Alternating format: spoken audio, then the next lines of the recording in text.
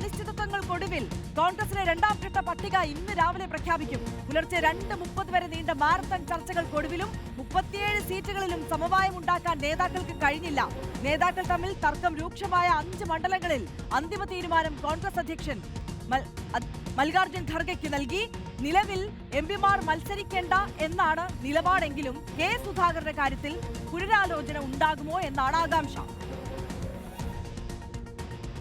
വിശദമായിട്ട് കേരളത്തിലെ കോൺഗ്രസിൻ്റെ സ്ഥാനാർത്ഥി നിർണയം സംബന്ധിച്ച് സ്ക്രീനിംഗ് കമ്മിറ്റിയും സെൻട്രൽ ഇലക്ഷൻ കമ്മിറ്റിയും വിശദമായ ചർച്ചകൾ നടത്തി. ചുരുങ്ങിയ സീറ്റുകൾ ഒഴിച്ച് ബാക്കി എല്ലാ സീറ്റുകളിലും തീരുമാനമെടുത്തിട്ടുണ്ട്.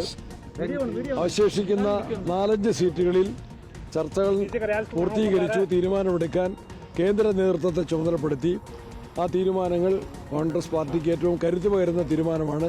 നല്ല സ്ഥാനാർത്ഥികളെ നിർണ്ണയിക്കാൻ സാധിച്ചു. തീരുമാനങ്ങൾ AICCയുടെ ഔദ്യോഗിക പ്രസിദ്ധീകരണം പ്രഖ്യാപനം നാളെ ഉണ്ടാവും. ഞങ്ങൾ പേരുകൾ ഇപ്പോൾ പറയുന്നില്ല. അത് AICCയുടെ പത്രക്കുറിപ്പിൽ വ്യക്തമാക്കപ്പെടും. അല്ല, സീറ്റുകൾ സംബന്ധിച്ചും പേരുകൾ സംബന്ധിച്ചും സീറ്റുകൾ സംബന്ധിച്ചും പേരുകൾ സംബന്ധിച്ചും AICC പ്രസിഡന്റിന്റെ ഉത്തരവ് അത് സംബന്ധിച്ച അദ്ദേഹത്തിന്റെ AICC പ്രസിഡന്റ് പ്രഖ്യാപനം ഉണ്ടാവും. മത്സരിക്കുന്നതിന് തീരുമാനിച്ചിട്ടില്ല.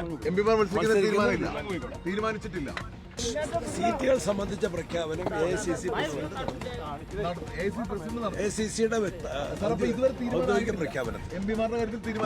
ആരെയും തീരുമാനിച്ചിട്ടില്ല. അതേസമയം സ്ഥാനാർത്ഥി പട്ടികയുമായി ബന്ധപ്പെട്ട തർക്കങ്ങൾ അടിസ്ഥാനരഹിതമാണെന്ന് പ്രതിപക്ഷ നേതാവ് VD സതീശൻ വ്യക്തമാക്കി. 40 പേരുടെ രണ്ടാംഘട്ട പട്ടിക ഇന്ന് തന്നെ പുറത്തിറക്കും. ബാക്കിയുള്ള 5 സീറ്റുകളിൽ ഉടൻ തീരുമാനമുണ്ടാകുമെന്നും സതീശൻ ദില്ലിയിൽ അറിയിച്ചു. അല്ല, 95 മോഡലുള്ളത്. അതിൽ ഈ 5 സീറ്റുകൾ 90 സീറ്റും തീരുമാനമായി. ഇന്ത്യയാണ് 90 സീറ്റിലും തീരുമാനം. എത്ര ദിവസം എടുക്കും? 2 ദിവസം എടുക്കും. കോൺഗ്രസിൻ്റെ ചരിത്രത്തിൽ ഏതെങ്കിലും തെരഞ്ഞെടുപ്പിൽ ഇത്രയും പെട്ടെന്ന് സ്ഥാനാർത്ഥി നിർണ്ണയം നടന്നിട്ടുണ്ടോ?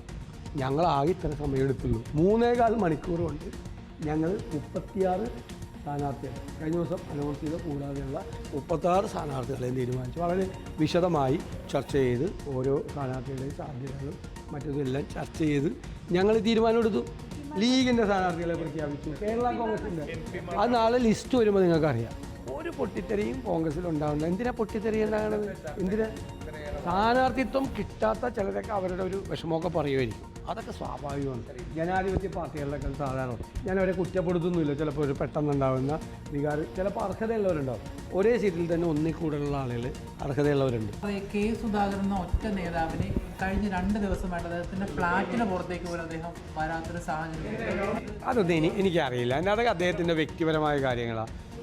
അദ്ദേഹത്തിൻ്റെ കുടുംബത്തോടൊപ്പമാണ് അവിടെ താമസിക്കുന്നത്. ഞങ്ങളൊക്കെ ഫോണിലൊക്കെ അദ്ദേഹമായിട്ട് പല പ്രാവശ്യം സംസാരിച്ചിരുന്നു. അപ്പം ഞങ്ങൾ തിരിച്ചുകൊണ്ടത് കാണുകയാണ്. ഞാനും KC വേണുഗോപാലും കൂടി ഭയങ്കര അടി നടന്നു. ഒരു വാർത്തയാണ്.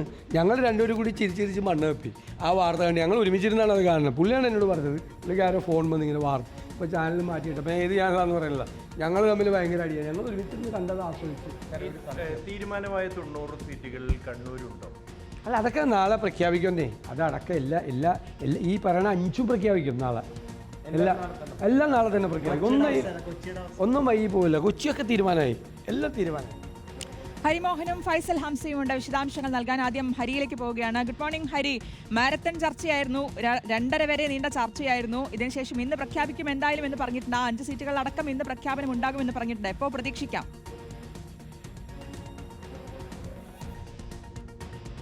ആര്യ-ശ്രുതി, ഗുഡ് മോർണിംഗ്. ഇന്നിപ്പോൾ പട്ടികയുടെ കാര്യത്തിൽ ഒരു 11 മണിയോടുകൂടി തീരുമാനം ഉണ്ടാകുമെന്ന് നമുക്ക് പ്രതീക്ഷിക്കാമെങ്കിൽ പോലും തെരഞ്ഞെടുപ്പ് പ്രഖ്യാപനം വന്ന് 24 മണിക്കൂറിനുള്ളിൽ തന്നെ പൂർണ്ണമായും സ്ഥാനാർത്ഥി പട്ടിക പുറത്തുവിടുമെന്നുള്ളതായിരുന്നു പ്രതിപക്ഷ നേതാവ് VD സതീശൻ നേരത്തെ പറഞ്ഞിരുന്നത്. തൻ്റെ വാക്കുകൾ വളച്ചൊടിക്കുകയാണ് മാധ്യമങ്ങൾ എന്ന് പറഞ്ഞെങ്കിൽ പോലും 24 മണിക്കൂർ എന്നുള്ള കണക്ക് പ്രതിപക്ഷ നേതാവ് തന്നെ പറഞ്ഞതാണ്. പക്ഷേ ആ തർക്കം തീരുന്നില്ല എന്നുള്ളത് തന്നെയാണ് നമുക്ക് ഏറ്റവും ഒടുവിലായി ഇന്ന് പുലർച്ചെ മാരത്തൺ യോഗം കഴിഞ്ഞ് പിരിയാൻ നേരത്തും പ്രതിപക്ഷ നേതാവ് പറഞ്ഞ വാക്കുകളിൽ നിന്ന് മനസ്സിലാക്കുന്നത്.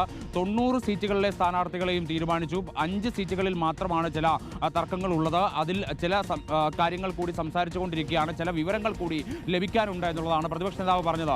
അത് കണ്ണൂരും കൊച്ചിയും പെരുമ്പാവൂരും അടക്കമുള്ള സീറ്റുകളാണ് എന്നുള്ളത് നമുക്ക് ഈ ഘട്ടത്തിൽ ഉറപ്പിക്കാൻ കഴിയുന്നതാണ്. അപ്പോൾ ആ തർക്കങ്ങൾ കൂടി പരിഹരിച്ച ശേഷം ഇന്നൊരു 11 മണിയോടുകൂടി ഈ പട്ടിക പുറത്തുവിടും എന്നുള്ളതാണ് നമുക്ക് മനസ്സിലാക്കാൻ സാധിക്കുന്നത്. ഏറ്റവും അധികം കോൺഗ്രസിനെ ഈ വിഷമവൃത്തത്തിലാക്കിയത് കണ്ണൂരുമായി ബന്ധപ്പെട്ട തർക്കങ്ങളാണ്. അല്ലെങ്കിൽ കണ്ണൂരിൽ കെ സുധാകരൻ മത്സരിക്കണമോ വേണ്ടയോ എന്നതിലുള്ള അന്തിമ തീരുമാനം എടുക്കുന്നതിലാണ് കോൺഗ്രസിനെ സംബന്ധിച്ച് ഇത്ര കാലതാമസം ഉണ്ടായത് എന്നുള്ളതാണ് നമുക്ക് ഈ ഘട്ടത്തിൽ മനസ്സിലാക്കാൻ കഴിയുന്നത്. കാരണം കെ സുധാകരനെ അനുനയിപ്പിക്കാനുള്ള എല്ലാ ശ്രമങ്ങളും ഒന്നിനു പിറകെ ഒന്നായി പരാജയപ്പെടുകയായിരുന്നു എന്നുള്ളതാണ് ഈ ദിവസങ്ങളിലൊക്കെ തന്നെ കണ്ടത്.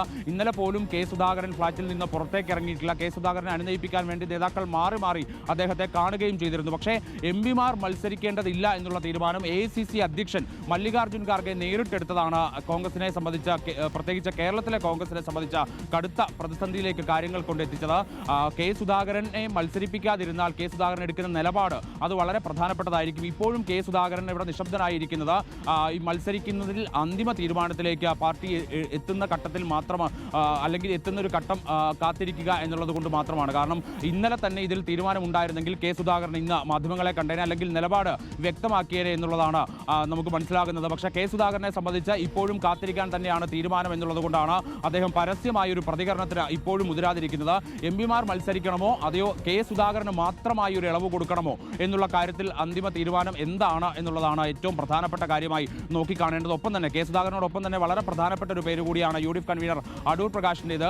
അടൂർ പ്രകാശും തൻ്റെ അവകാശവാദം കോന്നി സീറ്റിൽ ഉന്നയിച്ചിട്ടുണ്ട് എന്നുള്ളതാണ് ഈ ദിവസങ്ങളിൽ നിന്ന് നമുക്ക് മനസ്സിലായത്. അടൂർ പ്രകാശ് ഇന്നലെ പരസ്യമായൊരു പ്രതികരണത്തിൽ ഇതിൽ തയ്യാറായില്ലെങ്കിൽ പോലും കെ സുധാകരന് മത്സരിക്കാൻ അനുമതി നൽകുകയാണെങ്കിൽ അടൂർ പ്രകാശിന് കൂടി മത്സരിക്കാൻ അനുമതി നൽകേണ്ടതില്ലേ എന്നുള്ളൊരു ചോദ്യം അവിടെ നിലനിൽക്കുന്നുണ്ട്. മാത്രമല്ല അടൂർ പ്രകാശ് ഇതിനോട് എങ്ങനെയായിരിക്കും പ്രതികരിക്കുക എന്നുള്ളത് കൂടി വളരെ ശ്രദ്ധേയമായിട്ടുള്ള കാര്യമാണ്. അപ്പോൾ ഇത്തരത്തിൽ സീറ്റുകളിൽ വലിയ രീതിയിലുള്ള ആശയക്കുഴപ്പം സൃഷ്ടിച്ചുകൊണ്ട് ഒരു മാരത്തൺ ചർച്ച, അതായത് ഇന്നലെ 2:15 വരെ കോൺഗ്രസിന്റെ ചരിത്രത്തിൽ തന്നെ, കേരളത്തിലെ കോൺഗ്രസിന്റെ ചരിത്രത്തിൽ തന്നെ ഇത്തരം വലിയൊരു സ്ഥാനാർത്ഥി നിർണയ ചർച്ച മുന്നോട്ട് പോയതായി നമുക്ക് കാണാൻ കഴിയില്ല. കാരണം ആദ്യം കോർ കമ്മിറ്റി ചേരുന്നു, അതിനുശേഷം തെരഞ്ഞെടുപ്പ് സമിതി യോഗം ചേരുന്നു, അതിനുശേഷം മല്ലികാർജ്ജുൻ ഖാർഗെയുടെ വസതിയിൽ യോഗം ചേരുന്നു, തുടർന്ന് സ്ക്രീനിംഗ് കമ്മിറ്റി ചേരുന്നു. 2:15 കൂടി മാത്രമാണ് ആ യോഗം അവസാനിപ്പിക്കാൻ നേതാക്കൾക്ക് കഴിഞ്ഞത്. കാരണം അത്രത്തോളം ആശയക്കുഴപ്പം നിലനിൽക്കുന്നുണ്ട്. മാത്രമല്ല രാഹുൽ ഗാന്ധി തന്നെ മാറ്റം നിശ്ചയിക്കുന്ന ഒരു നിലയിലേക്ക് കാര്യങ്ങൾ എത്തി എന്നുള്ളതാണ്. ചില പേരുകളിൽ രാഹുൽ ഗാന്ധി തന്നെ മുന്നോട്ട് വെച്ചിട്ടുള്ള ചില മാറ്റങ്ങളുണ്ട്.